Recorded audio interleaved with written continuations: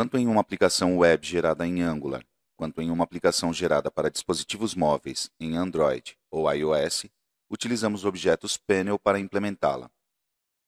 Por esse motivo, os eventos disponíveis neste objeto são, em sua maioria, válidos para ambas as plataformas.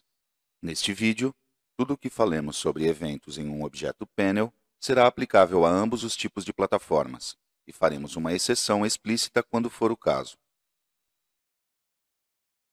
Como já sabemos, os eventos são mensagens que o software ou o sistema nos dão em determinados momentos da execução de nossa aplicação, e isso nos permite programar ações a serem executadas nesses momentos.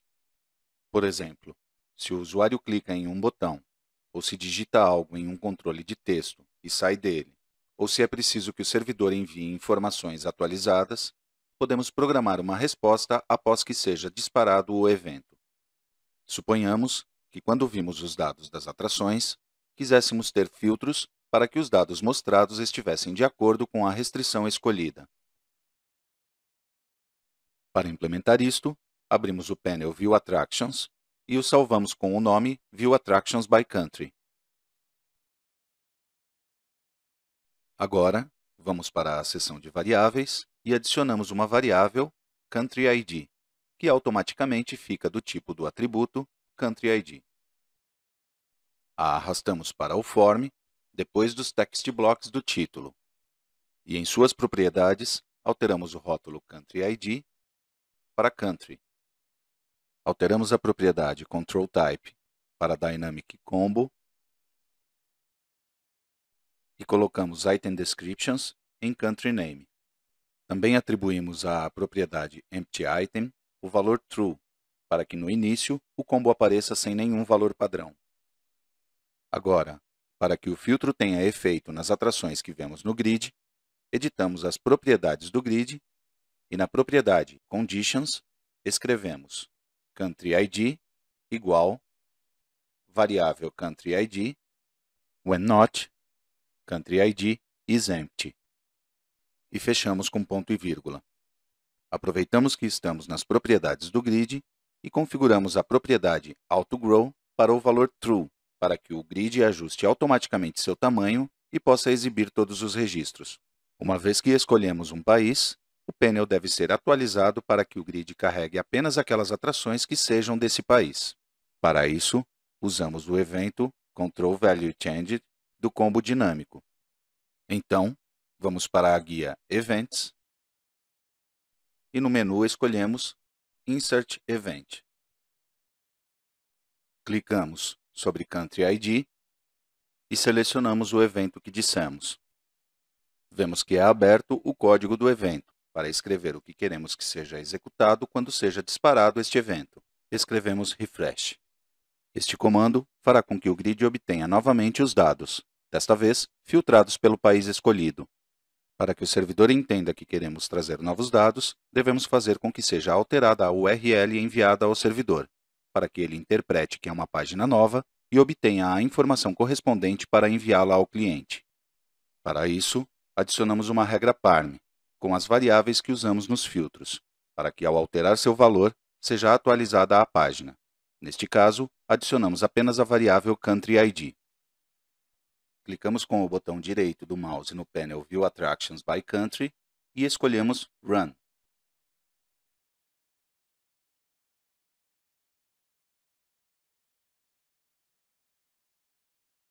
Vemos que, como havíamos colocado a propriedade Empty Item como True, o combo aparece sem um país selecionado e são mostradas todas as atrações. Se escolhemos China, vemos que o grid é recarregado e agora mostra apenas as atrações turísticas da China. Aprofundemos um pouco mais no tema dos eventos.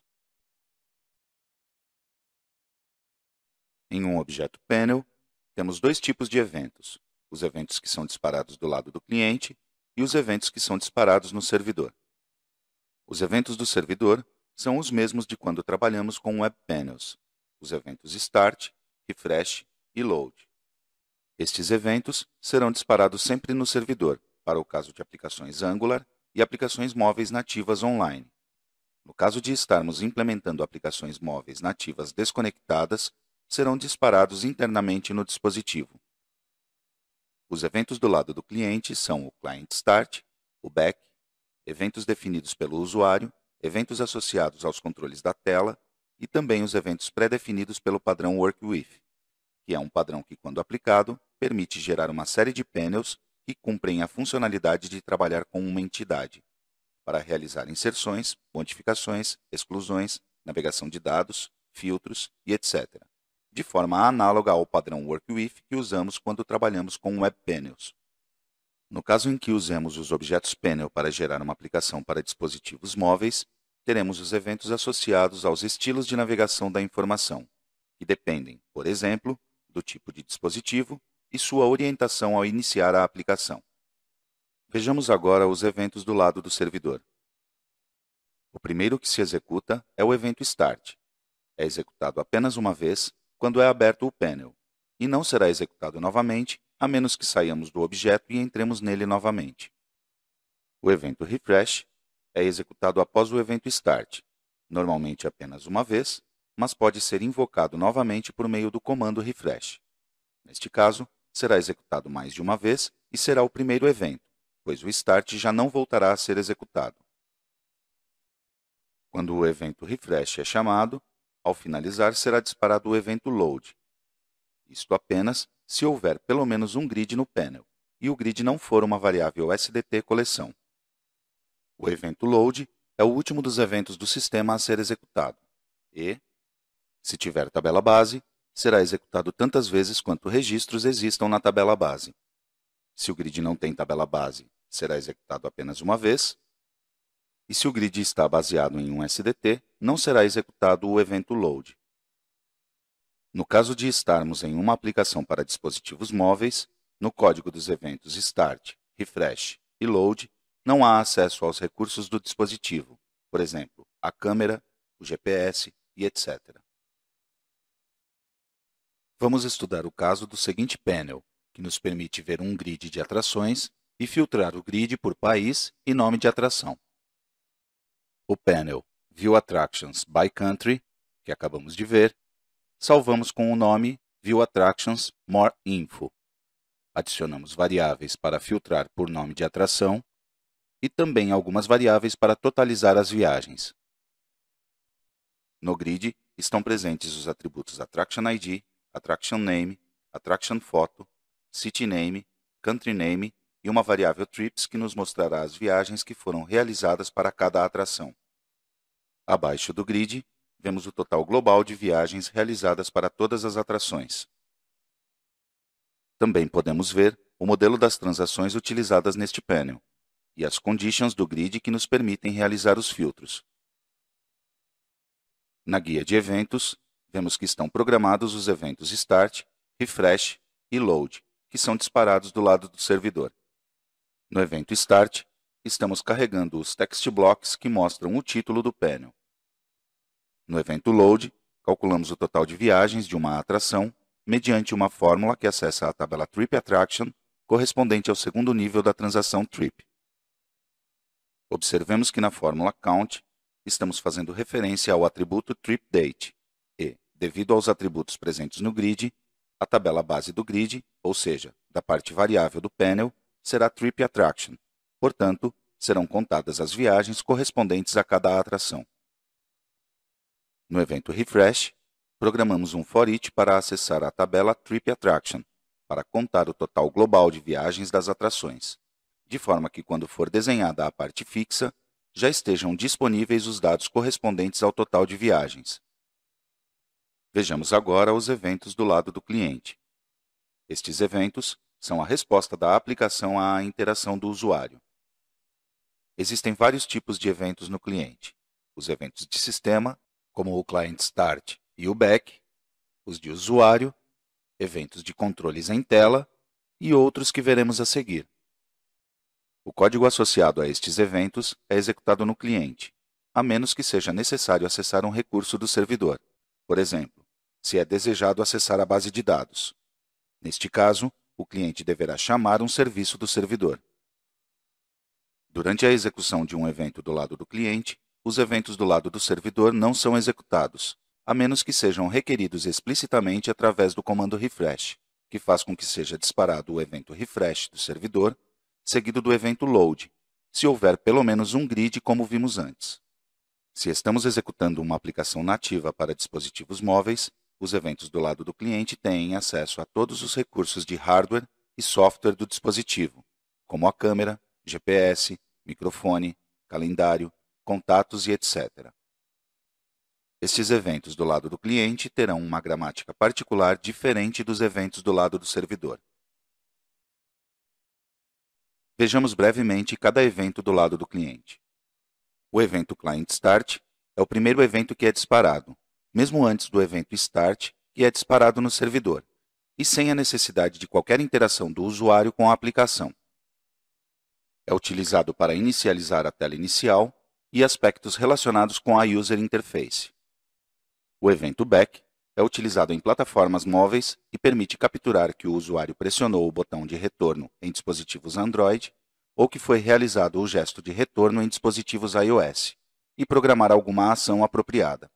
Os eventos de usuário têm um nome dado pelo usuário e permitem que o desenvolvedor associe um determinado código que seja executado quando é ativado um determinado controle em tela, ao clicar ou tap sobre ele.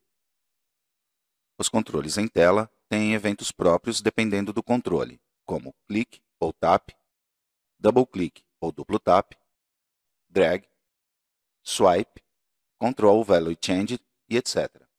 Estes eventos são disparados quando ocorrem algumas das ações mencionadas, e o desenvolvedor pode programar uma resposta da aplicação à interação do usuário.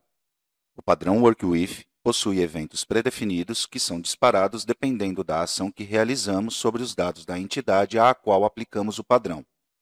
Entre eles estão os eventos Insert, Update, Delete, Save, Cancel, entre outros. Conforme a parte do objeto WorkWith que estamos executando, lista, detalhe e etc., serão os eventos que estarão disponíveis. No caso de dispositivos móveis, conforme o tipo de dispositivo e da orientação, quando iniciamos a aplicação, será disparado um evento Start que depende da navegação. Por exemplo, se estamos usando um tablet, por padrão a aplicação inicia em modo Split, o que significa que a tela é mostrada dividida em duas seções, com uma lista à esquerda e o detalhe do elemento selecionado à direita. Neste caso, quando a aplicação é iniciada, é disparado o evento split.start. No caso dos telefones, a tela mostrará, por exemplo, apenas a lista, e para ver o detalhe, será aberta outra tela independente. Este modo é denominado Flip, e é o comportamento padrão nestes dispositivos. Portanto, ao iniciar a aplicação, será disparado o evento flip.start. Embora conforme o dispositivo exista uma navegação padrão, os objetos main de aplicações móveis possuem uma propriedade que nos permite alterar a forma em que se inicia a aplicação.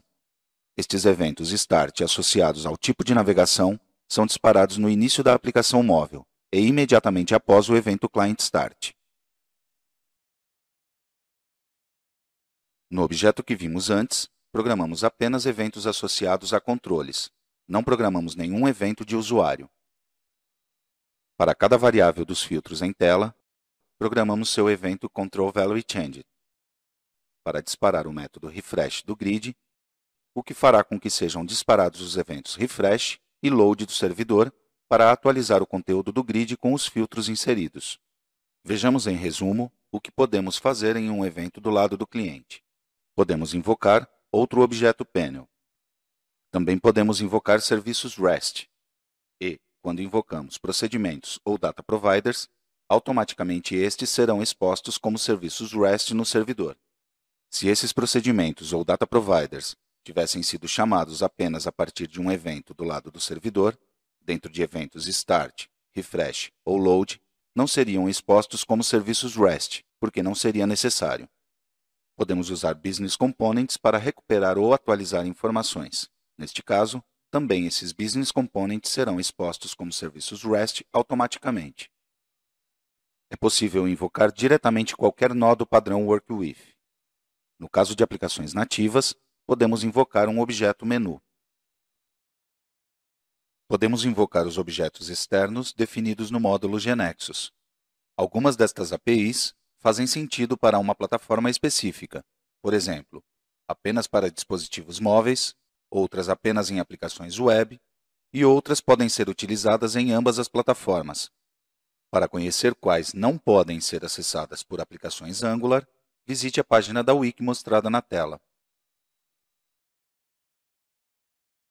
A partir de um evento no cliente, podemos chamar subrrotinas e também podemos fazer atribuição de propriedades aos controles, atribuição de variáveis simples ou de variáveis SDT, execução de ForEachLine e ForEachSelectedLine em grids, uso dos blocos if-else, do-case e do-while. Caso tentemos utilizar comandos não permitidos em um evento do lado do cliente, veremos um erro na tela de saída para aquelas linhas que não obedecem às restrições da gramática. Por exemplo, se tentarmos usar um comando forEach, um new ou qualquer tentativa de acessar ou modificar informações que são acessadas apenas a partir do servidor. Aqui vemos um resumo dos comandos que podemos usar no código dos eventos do lado do cliente. Estas restrições são somente para os eventos do lado do cliente, não para os eventos do lado do servidor, Start, Refresh e Load, onde podemos usar todos os comandos e funções disponíveis no GNexus. Os comandos aceitos atualmente são os mostrados. Vejamos agora o comando composite, que mencionamos anteriormente. Este comando é utilizado em eventos do lado do cliente, em objetos panel, quando devam ser escritas duas ou mais linhas em um evento. A importância deste comando é que, quando ocorre um erro na sequência de chamadas, a execução é interrompida e são tratados os erros automaticamente, exibindo-os na tela sem a necessidade de implementação de nenhuma programação. Esta é uma grande diferença com os Web Panels, pois neles, quando dentro de um evento um objeto chamado produz um erro, não é interrompida a execução. Continua na sentença seguinte e é o desenvolvedor quem deve se encarregar de tratar os erros e programar as ações a serem tomadas. Este comando composite é opcional. Se não o utilizamos, o funcionamento será idêntico ao dos Web Panels. Agora vejamos o que ocorre com os eventos quando executamos um objeto panel. Primeiro, é executado o evento client_start. É executado apenas uma vez no cliente. No caso de aplicações móveis, em seguida, é disparado o evento start correspondente ao tipo de navegação estabelecida no objeto main, mediante a propriedade navigationStart.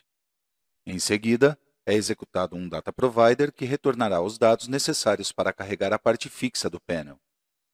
Este data provider integra a execução do código dos eventos start e refresh que serão executados no servidor e retorna em um único resultado a informação para carregar a parte fixa. Em seguida, é desenhada a parte fixa do panel. A seguir, é executado um segundo data provider que resolverá a recuperação dos dados requeridos pelo grid. Dentro da execução deste data provider, é executado o código do evento load no servidor. Este evento load será executado N vezes, quando o grid tiver tabela base, uma vez para cada registro. Apenas uma vez se o grid não tiver tabela base e nenhuma vez se o grid for de uma variável SDT coleção. Ao finalizar a execução do data provider, ele retornará as informações geradas por todas estas execuções do evento load em um único resultado, com o que será carregado o grid e então terminará de desenhar o grid. Uma das coisas que mencionamos foi que a parte fixa do panel é carregada de forma independente da carga do grid, invocando data providers diferentes que são publicados no servidor como serviços e acessam a base de dados para recuperar as informações de cada parte. Quando alteramos o valor de um filtro, é necessário atualizar as informações do grid.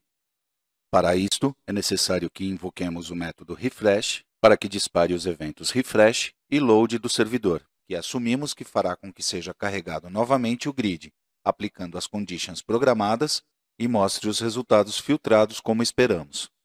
Como o comando refresh devemos invocá-lo após alterarmos o valor da variável do filtro, usamos o evento controlValueChanged de cada variável para invocar o método.